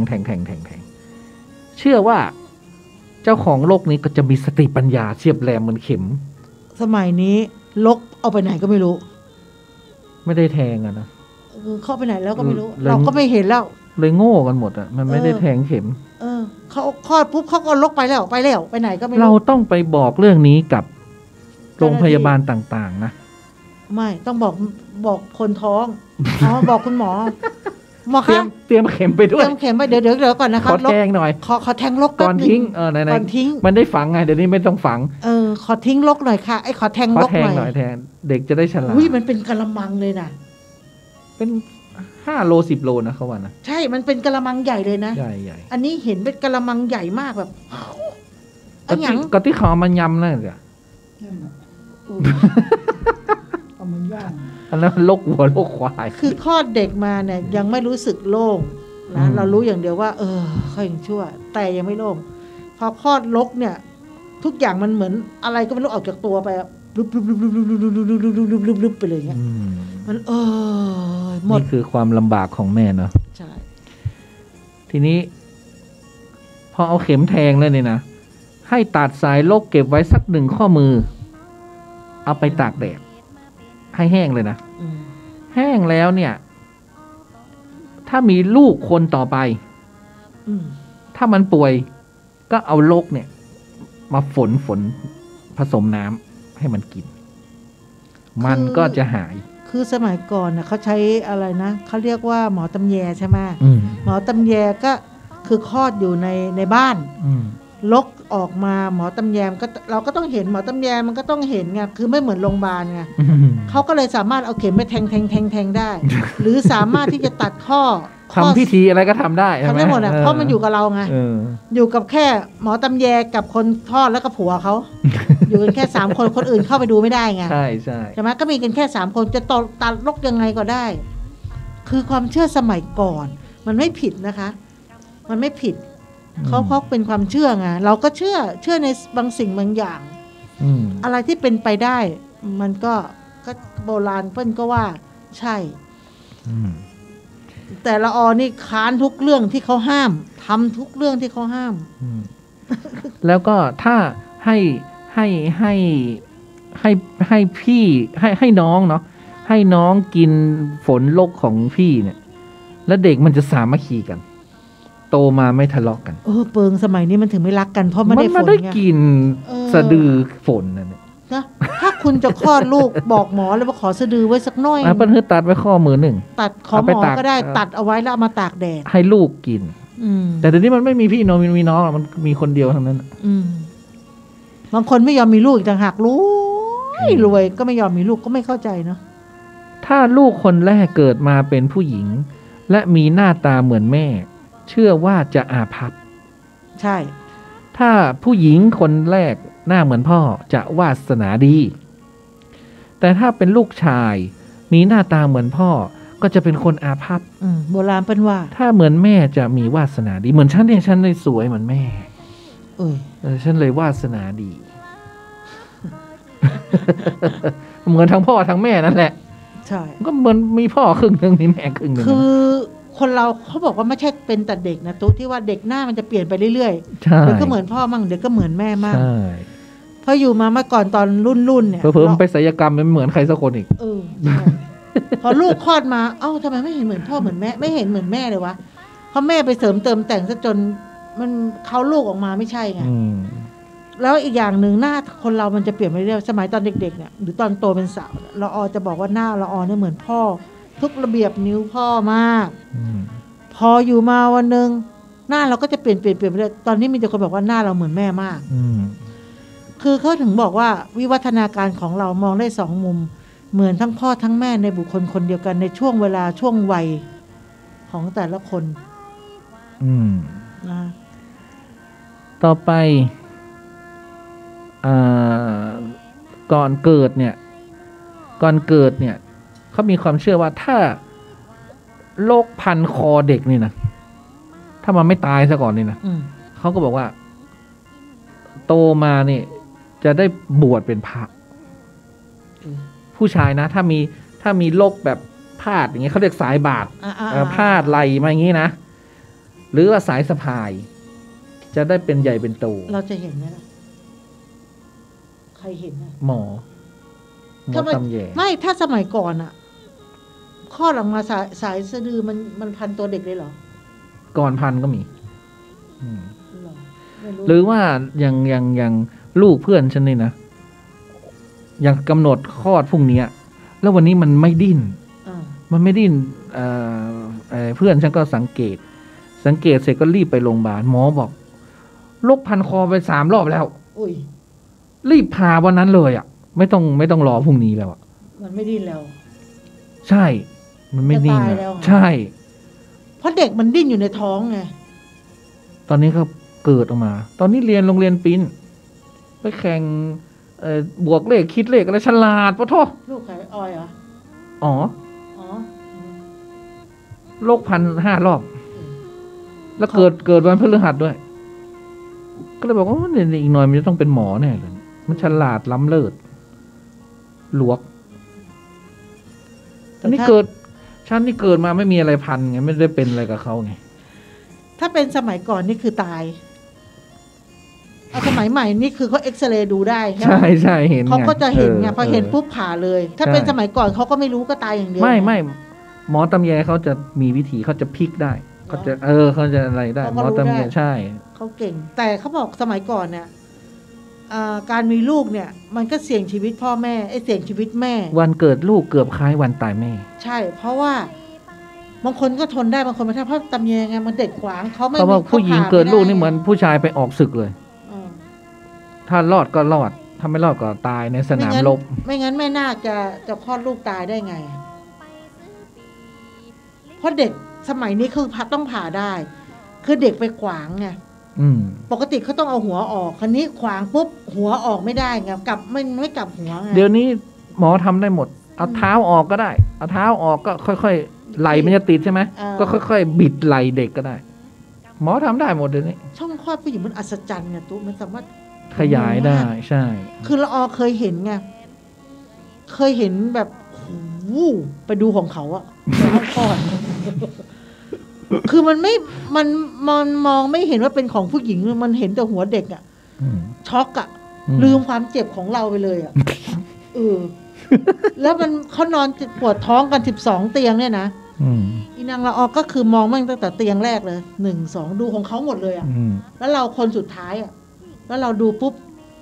ไม่เจ็บแล้วอ่ะคือดูเขาแบบลืมเจ็บลืมปวดแล้วมันมีอีกโบราณเปิ้นว่าของตู้หมดยังเยอะแยะเรื่องเกี่ยวกับเด็กเอาตู้ไปก่อนเดี๋ยวละออมีปุ๊บละออก็จะได้ค้านอันนี้อันนั้นอันนี้เปิ้นฮ้องว่าหลอนเดือนหลอนเดือนนี่ฉันเคยไปหลอนเดือนนางมิวมาแล้วหลอนเดือนก็คือการที่มีบุคคลใดบุคคลหนึ่งไปทักทายแม่ของเด็กที่เพิ่งเกิดหรืออยู่ไฟครบ1 เดือนแล้วก็มีคนแปลกหน้าไปหาวันนั้นพอดีเขาเรียกว่าถ้าเป็นผู้ชายก็แล้วป้อหลอนถ้าเป็นผู้หญิงก็แล้วแม่หลอนเดือนวันนั้นฉันไปฉันก็เลยเป็นตู้ลุงหลอน เป็นป้อหลอนคือออกเดือนพอดีป้อหลอนเนี่ยเขาบอกว่าถ้าเจอใครวันแรกเนี่ยเด็กก็จะไปมีนิสัยใจคอเหมือนคนนั้นอุ้ยตายแล้วฉันตายแล้วลูกอีมิวไปนิสัยเหมือนฉันเอ็นดูเด็กเพราะฉันไปหลอนวันมันออกเดือนพอดีมิวก็รู้นิสัยตู้ดีด้วย โอ้ยตายละกูผู้หญิงผู้ชายเนี่ยผู้หญิงคู่ไงทีนี้ก็เลยบอกแต่งตัวสวยๆจะได้แต่งตัวสวยๆเหมือนฉันไงแล้วก็เที่ยวเก่งหาผัวรวยๆอย่าไปเปย์เขานะลูกใช่ห้ามเปย์แค่นั้นนะสอนแค่นั้นนะ2 อย่างพ่อตู้ลงหลวงไปรู้นิสัยเลยพ่อหลอนอนาคตเด็กพ่อหลอน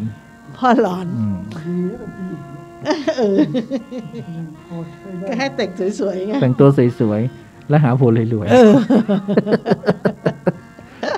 ไม่ต้องไปเรียนหนังสือเยอะไม่มีประโยชน์หาผัวรวยอย่างเดียวหาผัวรวยๆเหมือนวันเนี้ยไปหาเพื่อนไอ้ปอยไปตัดผมเพื่อนก็บอกว่าหน่อยดูโง่เฮงลูกสาวจะได้ผัวรวยไหมเราก็ถอนหายใจสรุปแล้วมันไม่ได้ใช่ไหมผัวรวยยังไม่ทันตอบเลยมันถอนหายใจได้ไอ้บีไปเขาก็ถอนหายใจคืนเราหนักใจว่าให้เราดูทำไมเขาก็ตีความหมายว่าถอนหายใจอย่างเงี้ยมึงไม่ได้แล้วผัวรวยก็เลยเราก็ไปต่อแล้วไงใครเดี๋ยวนี้ใครเขารวยกันหายากคนรวยเอาให้มันขยันแล้วทำมาหากินใช่ผัวรวยเราไปอยู่กับผัวก็ไม่ได้อย่าให้มันขี้เกียจไม่เขาจะว่าให้เราไงเนาะญาติพี่น้องเขาก็มึงได้ผัวรวยหรือคนอื่นก็ว่าอะไรอย่างเงี้ยมึงก็ได้ผัวรวยนี่คือไม่ใช่ว่าจะได้ดีนะคนมันจะนินทามันก็นินทานะมันไม่มีความภาคภูมิใจไงวะตุ๊ได้ผัวรวยเราไม่ได้หาเงินด้วยตัวเองเวลาทะเลาะกันมาเขาจะด่าเขาจะแช่งเขาจะหักก็คือเงินกูบ้านกูรถกูของกูเหมือนเพลงบอกกูเลยเฮ้ยเราก็ต้องรวยด้วยตัวเองสักครึ่งนึงเนาะใช่เราก็จะมีศักดิ์ศรีไงแล้วก็ไม่เอาเป็นว่ามีผัวที่ไม่ปวดหัวดีกว่า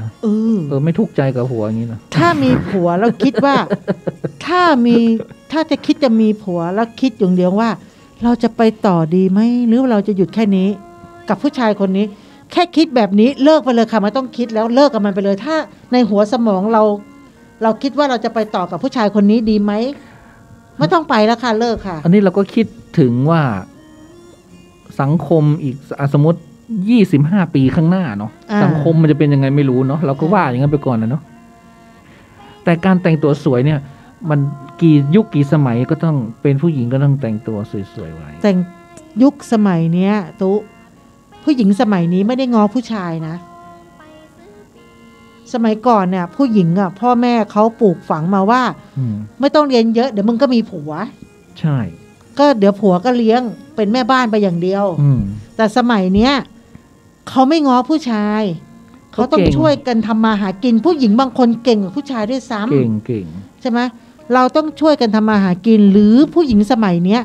ไม่ง้อผัวไม่ง้อผู้ชายไม่ต้องการมีลูกบางทีได้กันมาแล้วฉันก็มามีศักดิ์ศรีไงฉันก็รวยเธอก็รวยเธอจะมาว่าฉันเกาะเธอไม่ได้รวยเพราะผัวรวยไม่ได้ผู้หญิงบางคนพอรวยแล้วเห็นแก่ตัวทำไมเห็นแก่ตัวไม่ยอมมีลูกสังเกตติคนรวยจากหมากไม่ยอมมีลูกเพราะอะไรจะมาแย่งความรักแย่งเงินทองพอ ราะฟอร์ดจะหามาได้ ถ้ามีลูกปุ๊บมันเกิดมาสบาย พอสบายแล้วมันไม่รู้จักคุณค่าของเงิน มันก็มาผ่านอย่างเดียว ใช่ แล้วคนที่เรา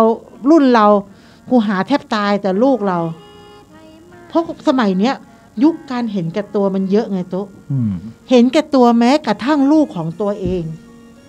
เพราะเราหาไงเราหามาตั้งแต่เล็กแต่น้อยความยากลำบากเราหามาฝ่าจะเก็บเล็กผสมน้อย พอแต่งงานปุ๊บอยากจะมีลูกเขาเห็นแก่ตัวนะยุคสมัยเนี้ยที่คนรวยแล้วไม่ยอมมีลูกเขาเห็นแก่ตัวไงเอาจริงๆ ก็เป็นเรื่องของเขาสิ ไม่เขาเครียดไง เขาวิเคราะห์มาแล้วว่า คนเราสมัยเนี้ยเขาเห็นแก่ตัวไง คือไม่ต้องการให้ใครมาแบ่งแยก ถ้ามีลูกมันจะต้องแย่งเผลอๆพ่อแม่ตายอีกแย่งสมบัติเขาเลยมีลูก2 คนถ้าแบ่งไม่เท่ากันรักไม่เท่ากันมันก็ตีกันฆ่ากันฆ่าพ่อแม่พี่น้องไม่รักกันเยอะแยะทุมีลูกคนเดียวก็คันนี้ถ้าเกิดเป็นผู้ชายสะใภ้มันจะมากอบโกยไหมเดี๋ยวมันก็มายุเยิงลูกชายเราใช่ปะกอบโกยสมบัติเราเดี๋ยวมันมาฆ่าเรานู่นนี่นั่นคือเขาก็เห็นกับตัวเขาคิดเยอะวิเคราะห์เยอะสมัยนี้สังคมสมัยนี้เป็นแบบนั้นตุ๊ลองไปอ่านในวิเคราะห์คนยุคปัจจุบันที่ทำมาหากินแล้วเห็นกับตัวคือแม้ถ้าถึงบอกว่าคนในหมู่บ้านบางคนข้างบ้านก็ไม่รู้จักฉันอยู่ได้ฉันรวยฉันมีเงินฉันอยู่ด้วยตัวของฉันเองฉันไม่ต้องรู้จักคนรอบข้างก็ได้ฉันก็ไปข้างหน้าทำงานทำมาหากินของฉันไม่จำเป็นต้องมีเพื่อนฝูงเพราะฉันมีเงินนี่แหละคือยุคสมัยปัจจุบันสังคมมันเปลี่ยนไปเยอะไงสังคมมันเปลี่ยนไปมีความเห็นแก่ตัวเยอะสมัยนี้เขาถึงบอกว่ามีลูกเฮ้อสมัยก่อนเนี่ยมีลูกดกใช่ไหมพี่น้องรักกันพอมาอีกยุคนึงยุคของอะไรนะที่เขาให้ใส่ถุงยางไม่ให้มีลูกมีชัยใช่ไหมไม่ให้มีลูกเพราะคนมันมีลูกเยอะสมัยนี้พอมาตอนสมัยนี้บอกต้องการให้มีลูกเพราะคนรวยไม่มีลูกกันแล้วเพราะมีก็จนไงถ้าคนจนมีลูกก็จนก็มีตัวนี้มีครอบครัวละคนหมดนี่แหละคือยุคสมัยของการแต่พอถึงฉันก็ไปกล่อมเด็กนะไปกล่อมเด็กถ้ามีนิสัยเหมือนฉันก็แสดงว่าจะต้องเสียงดีเหมือนฉันเสียงดีแต่งตัวดี แล้วก็มีผัวรวยแค่นั้นแหละตัวมีผัวรวยเหรออวยพรให้เด็กมันอวยพรให้เด็กทำไมไม่บอกให้หนูปัญญาปันสูงนะโตขึ้นมาสมองดีปัญญาดีเบสิกปัญญาดีเอาผัวรวยเลยเบสิกพวกนั้นเบสิกเอาผัวรวยเลยปัญญาปันสูงเดี๋ยวมันก็โตโตของมันได้เอาผัวรวยเลยโอ้พอมัน20นี่เรา60แล้วนะ60ก็ไม่แก่60พอมันมีครอบครัวเราอาจจะ80แล้วก็ได้ไม่รู้แล้วสุดท้ายการอุกเป็นการเอาเด็กทารกแรกคลอดนอนในกระด้งแล้วเอาผ้าห่มวงรอบตัวเด็กหลายรอบให้เป็นลักษณะเป็นเกลียวขึ้นข้างบนเปิดบริเวณใบหน้าไว้โดยคุมผ้าบางเพื่อป้องกันไม่ให้เด็กถูกลมการกระทำเช่นนี้จะอุกไว้ประมาณ 7-15 วันเลยนะอุกไว้อย่างเงี้ยถ้าใครไม่อุกนี่นะเด็กคนไหนไม่อุกนี่จะมาสวยจะมีผิวที่ลายพ้อยกระดำกระด่างเธอไม่อุกใช่ไหมละออเดี๋ยวก่อนละออคือแต่ละบ้านแต่ละพื้นที่นะไม่เหมือนกันเนาะนี่แบบภาคเหนืออันนี้ภาคเหนือภาคกลางเนี่ยเขาไม่ทำทุกวันหรอกเขาจะเอาเด็กใส่กระด้งแล้วร่อนใช่ไหม3 วันลูกผี4 วันลูกคนแล้วเขาก็จะมีฟักแฟงมีอะไรก็ไม่รู้มีฟักมีอะไรไม่รู้จำไม่ได้แล้วนะเขาบอกฟักเนี่ยมันให้เด็กตัวเย็นตัวเย็นใช่เขาเอาไว้ในอู่ใช่ไหมให้ตัวเย็นเขาจะมีแล้วเขาจะพูดเนาะเขามีเคสต่างๆด้วยให้ตัวเย็นไม่ให้เจ็บป่วยอะไรก็ไม่รู้แหละถ้าผู้หญิงก็เอาเข็มเอาได้ใส่บางทีก็มีนะคนจีนนะเอาเข็มเอาได้ใส่ให้ผู้หญิงถ้าผู้ชายนี่เอาหยกมั้งเอาหยกใส่ให้คืออะไรเงี้ยเราก็ให้มันอุดมสมบูรณ์ เขาจะเอาใส่กระด้งแล้วเขาจะฝากเหมือนฝากแม่ซื้ออะใส่กระด้งอ่ะตอนน้องฉันเกิดนะฉันเอาเงินเหรียญใส่ในถุงมือน้องโอ้ทุกวันนี้มันรวยกว่าฉันเองนะเขาตอนฉันเกิดเนี่ยญาติฉันร้องไห้แล้วญาติก็ร้องไห้ทำไมอ่ะร้องไห้ไม่มีสาเหตุเขาก็เลยบอกจะเอายังเอาปืนบอว่างั้นนะพอบอกเอาปืนบอฉันก็เงียบเขาก็เลยเอาปืนมามัดมือฉันก็เลยไม่มีเงินมีทองอะไรมีแต่ปืนทุกวันกู จบเลยเอาการเริ่มต้นของเด็กทารกเนี่ยบางทีมันต้องมีเคล็ดมีลางมีอะไรอย่างเงี้ยนะเพราะมันเป็นเนาะชีวิตคนอะข้างหน้าเราไม่รู้อะแต่เราเริ่มต้นให้มันดีๆเนาะอย่างเช่นไปตั้งชื่อให้มันดีๆหน่อยใช่ไหมหรืออะไรเนี่ยโตไปมันก็อย่างน้อยมันก็เราก็ทำให้มันดีที่สุดเนาะใช่แล้วก็มีอีกความเชื่อหนึ่งตู้หมดแล้วใช่ไหมความเชื่อหมดแล้วเธอไม่เล่าเรื่องหลอนแล้ววันนี้จะหมดเวลาแล้วนะความพูดเรื่องมันแม่จะมาผีอะไรล่ะผีแม่ไงความเชื่ออีกเรื่องหนึ่งนะตู้มันก็จะก่อนที่ตู้พูดออกมานี่คือเด็กที่คลอดออกมาแล้วแต่ก่อนคลอดก็จะเธอเอาลูกเธอไปทำอะไรอีกไม่ก่อนคลอดสิ ก่อนที่เราจะมันเอาความเชื่อก่อนคลอดนี่สำคัญนะใช่จะทำยังไงจะคลอดง่ายใช่ไหมใช่ตั้งแต่แรกเกิดตั้งแต่เริ่มอยู่ในท้องเนี่ยเยอะแยะมากมายคือ1เราต้องดูว่าเราเป็นแบบไหนผิวพรรณแบบไหนแล้วก็หน้าตาแบบไหนพ่อของเด็กหน้าตาแบบไหนเอาความเป็นไปได้แล้วบางคนเนี่ยเราเคยอ่านมีผัวเมียคู่หนึ่งเนาะสามีภรรยาคู่หนึ่งเนี่ยเขาอยากได้เขาไม่แค่คนหล่อคนสวยเขาอยากได้เขาชื่นชอบอภัสราหงสกุลมากเขาก็เลยตั้งจิตอธิษฐานคือเห็นรูปอภัสราเขาก็ตั้งแต่เริ่มท้องเขานั่งดูรูปอภัสราเนี่ยเขาดูทุกวันแล้วเขามีจะติดภาพอภัสราเต็มบ้านไปทางไหนก็เจออภัสราไปทางไหนก็เจออภัสรานี่อ่านในหนังสือนะเจอพอลูกเขาคลอดออกมาเขาเหมือนอภัสรามากเลยเพราะเขาปลูกฝังอันนี้เป็นวิทยาศาสตร์นะใช่อันนี้เรื่องจริงเดี๋ยวนี้เขาก็ให้ทำอย่างนั้นน่ะใช่แล้วการที่ให้เด็กอารมณ์ดีหรือนู่นนี่นั่นก็ให้เด็กฟังเพลงหรือทำอะไรก็แล้วแต่ใช่คราวนี้พอถึงเรามั่งเราเอาความเป็นไปได้เราชอบแขกเราจะดูภาพแขกแบบดูเยอะมากไม่เขาบอกอย่าไปดูการ์ตูนที่มันน่าเกลียดน่ากลัวนะหรือหน้าตาที่อัปลักษณ์หรืออะไรอย่างเงี้ยไม่ได้เราก็จะดูแบบเด็กแขกสมัยก่อนจะมีภาพแขกที่น่ารักมีพระศิวะมีอย่างนั้นน่ะดูจนแบบพอยปอยเกิดมาตุ๊หน้าผากมันเนี่ยมันจะเป็นปาน3แง่งเวลาวันโกนมันจะขึ้นวันโกนมันจะเลิกขึ้นแต่วันพระจะเด่นมันเป็นปาบุญจิ้นเหรอไม่มันเป็นแดงเธอไม่ได้ดูปาบุญจิ้นนี่เนาะไม่ไปดูทำไมอะดำไม่ปีอย่างนั้นอะคือเราดูจนแบบออกมาเนี่ยเหมือนลูกแขกแล้วปานขึ้นมานะเป็น3เป็นแฮร์รี่พอตเตอร์นะเป็น3แง่งอะแล้วแดงเห็นชัดเด่นมากเลยเกิดมาปุ๊บมันเห็นเนี่ยจนพยาบาลถามว่าพี่มัน3แง่งเลยนะ3ง่าเหมือนเดี๋ยวนี้ขึ้นไหมเดี๋ยวนี้หายไปแล้วขึ้นวันพระเขาจะขึ้นชัด15ค่ำเนี่ยเขาจะขึ้นเลยเขาจะขึ้นเป็น3เป็น3แง่งอ่ะเป็นลูกพระศิวะไปแล้วเป็นขึ้นอย่างนั้นนะเป็นไม้ที่เขาถืออ่ะเขาจะขึ้นวันพระแล้วหัวเขาเนี่ยมี3ขวัญก็ต้องมี3หัวเลยก็บอกว่า3ขวัญ3ขวัญขยันหาเมียน่ะ3ขวัญเสร็จแล้วความเป็นไปได้อีกอย่างหนึ่งคือเขาจะเหมือนแขกตาโตเราอยากได้เด็กตาโตใช่ป่ะเราดูเด็กแขกตาโตคิ้วขนตางอนคิ้วดกผมดกได้หมดทุกอย่างขมเข้มใช่คือเราเอาความเป็นไปได้ไงเราจะเอาเหมือนพัสราขาวแล้วกูดำอภัสราไม่แน่เธอดูพัสราอาจจะเกิดมาเป็นขาวอภัสราก็ได้แต่เราไม่ชอบไงเธอก็ต้องดูเพชรราชวราชไม่ชอบสไตล์แขกคือเราตอนนั้นเราชอบสไตล์แขกและเราชอบฟังเพลงชอบการร้องรำทำเพลงดนตรีเราก็จะให้ฟังให้คือทุกอย่าง แต่เดี๋ยวนี้มันไม่ร้องเลยนะ